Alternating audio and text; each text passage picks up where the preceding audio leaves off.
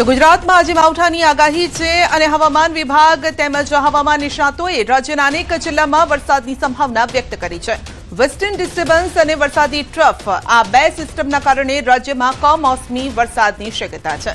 આ સાથે જ 2 અને 3 એપ્રિલે બીજી અને ત્રીજી એપ્રિલે ફરી વરસાદની સંભાવના છે।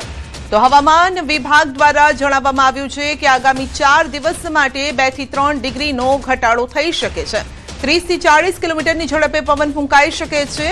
તો અંબાલાલ પટેલે 5 એપ્રિલની આસપાસ મજબૂત પશ્ચિમી વિક્ષેપની સંભાવના વ્યક્ત કરી છે।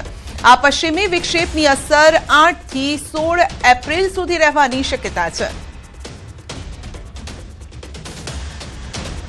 2 अप्रैल को फिर से एक वेस्टर्न डिस्टर्बेंस हम एक्सपेक्ट कर सकते हैं, जिसकी वजह से 2 अप्रैल को और 3 अप्रैल को गुजरात रीजन और सौराष्ट्र कच्छ में फिर से हम उनकी से मध्यम बारिश की संभावना व्यक्त।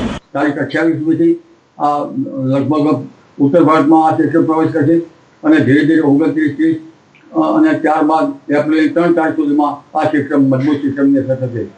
માત્ર 3 તારીખ સુધીમાં નહીં પણ તારીખ 5 તારીખની આસપાસ પણ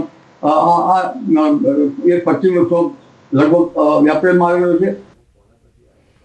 બનાસકાંઠાના અંબાજીના વાતાવરણમાં પલટો। વહેલી સવારથી જ વાદળ પલટાયું, વાતાવરણમાં પલટો જોવા મળ્યો છે। આકાશમાં કાળા ડિબાંગ વાદળો છવાયા છે।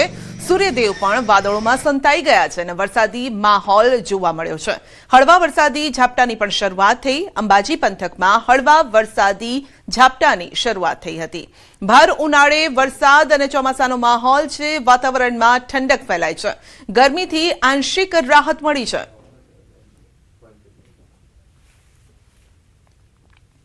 ઉમરેઠ પેટા ચૂંટણી અંગે મોટા સમાચાર છે। ઉમરેઠ પેટા ચૂંટણીમાં ભાજપના ઉમેદવાર જાહેર હર્ષદ ગોવિંદભાઈ પરમારને અપાઈ છે ટિકિટ। પૂર્વ એમએલએ ગોવિંદ પરમારના પુત્ર છે હર્ષદ પરમાર। ગોવિંદ પરમારના નિધનથી ખાલી પડી હતી આ બેઠક। તો ઉમરેઠ પેટા ચૂંટણી અંગે મોટા સમાચાર। પૂર્વ એમએલએના પુત્રને અપાઈ ટિકિટ। ગોવિંદ પરમારના નિધનથી આ બેઠક ખાલી પડી હતી અને હવે તેમનો દીકરો આ બેઠકથી ચૂંટણી લડશે। સ્વર્ગસ્થ ગોવિંદભાઈ પરમારનું એક સારું કામ હતું અને કામને આગળ વધારવા માટે પાર્ટીએ તેમના દીકરાને ટિકિટ આપી છે અને તેમના અધૂરા કામો પૂરા કરવાનો આ પ્રયાસ છે। ભારતીય જનતા પાર્ટી એક કર્મઠ યુવાન કાર્યકર્તાને ટિકિટ આપી છે। ઉમરેઠની આ મહત્વપૂર્ણ બેઠક એ પણ ભારતીય જનતા પાર્ટી એના બૂથ લેવલના કાર્યકર્તા અને સૌ કાર્યકર્તા મળીને જીતવાની છે।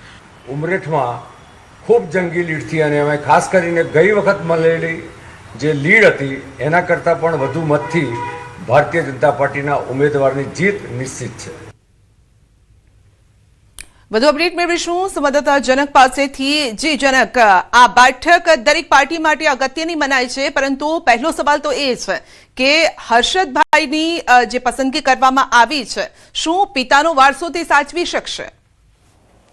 ચોક્કસ સંધ્યા, આજે ઉમરેઠ વિધાનસભા બેઠક છે એની જે પેટા ચૂંટણી સ્વર્ગસ્થ ગોવિંદભાઈ પરમાર જે ભારતીય જનતા પાર્ટીના ધારાસભ્ય હતા, એમના મૃત્યુ પછી હમણાં થોડા સમય પહેલા જ એમનું મૃત્યુ થયું હતું અને આ પેટા ચૂંટણી આવી છે। હર્ષદભાઈ ગોવિંદભાઈ ઘણા બધા સમયથી લગભગ શારીરિક રીતે થોડી તકલીફો હતી એમને છેલ્લા 1 વર્ષથી 2 વર્ષથી, અને આ તમામ રાજકીય કામો પડદા પાછળ રહીને હર્ષદભાઈ જ સંભાળતા હતા। જે પાર્ટી સંગઠનનું ઉમરેઠમાં કામ હોય, ઉમરેઠમાં કોઈ વિકાસના કામો હોય, એ તમામ લાયઝન અને લાઇનઅપ બધું હર્ષદભાઈ જ કરતા હતા। જિલ્લા સંગઠનની ઘણી બધી બેઠકોમાં પણ એ હાજર રહેતા હતા। એટલે અને સ્વાભાવિક છે કે ગોવિંદભાઈ પોતે અહીંયા બહુ ગ્રાસરૂટના નેતા કહેવાય છે, એટલે કે જમીની માણસ રહ્યા છે ને એની સાથે જ આ લોકો તેના પોતાના દીકરા છે, એટલે સ્વાભાવિક છે કે એ વારસો એમનામાં નેચરલી કુદરતી રીતે હોય। અને અત્યારે એક સહાનુભૂતિનું મોજું બી છે। અત્યારે જે મારો ફોનો ચાલી રહ્યો છે ત્યારે એમનું ગોવિંદભાઈનું 13માની વિધિ, એટલે કે આ લોકો બધા ક્ષત્રિય સમાજના લોકો વચ્ચે ચૈત્ર મહિનાના નવરાત્ર આવી ગયા એટલે વિધિ કરી નથી, અત્યારે વિધિ બી ચાલી રહી છે। ખૂબ મોટી સંખ્યામાં એમનો સમાજ બી અહીંયા એકત્રિત થયો છે, એટલે સ્વાભાવિક છે કે એક સહાનુભૂતિનું મોજું બી છે। અને પાર્ટીએ જે આ હર્ષદભાઈનું જે કંઈ કામ છે છેલ્લા 2-2.5 વર્ષમાં એ પણ ધ્યાને લીધું હોય।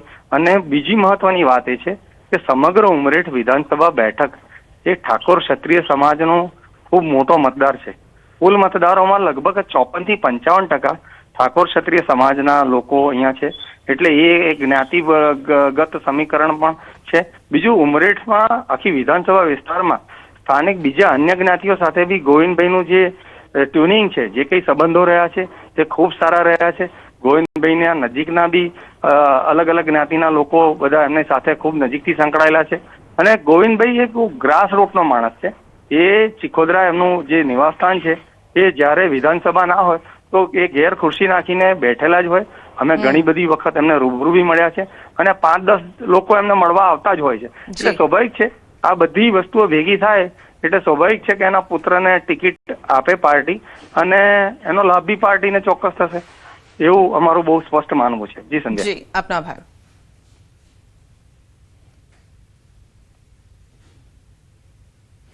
મહુવા મોહિત્રાના નિવેદનથી રાજકીય ગરમાવો આવ્યો છે. ગુજરાતીઓ પર કરેલી ટિપ્પણીથી વિવાદ થયો છે. ગૌતમ ગેડિયાએ નિવેદન નિવેદનને ગણાવ્યું છે બેબુનિયાદ. ગૌતમ ગેડિયાએ મહુવા મોહિત્રા પર સાધ્યું છે નિશાન. આઝાદીના આંદોલનમાં ઘણા લોકો જોડાયા. 6 લાખથી વધુ લોકોએ પ્રાણ આપ્યા હતા. બલિદાન આપનારનું મહુવા મોહિત્રાએ કર્યું હતું અપમાન, તેવું તેમનું કહેવું છે. મૂળ કોંગ્રેસના સાંસદ મહુવા મોહિત્રાજી દ્વારા જે બેબુનિયાદ, તથ્યહીન, વાહિયાત અને હલકી કક્ષાનું નિવેદન કર્યું છે એ જરા પણ સ્વીકાર્ય નથી. કે આઝાદીનું એ આંદોલન એની અંદર કાશ્મીરથી લઈ અને કન્યાકુમારી સુધી, કચ્છથી લઈ અને કામરૂપ સુધી દરેક ભાષાના, દરેક પ્રાંતના, દરેક ક્ષેત્રના લોકોએ એ આંદોલનની અંદર ભાગ તો લીધો, પણ 6 લાખથી વધારે લોકોએ માં ભારતીના ચરણોમાં પોતાના પ્રાણના બલિદાન ન્યોછાવર કર્યા.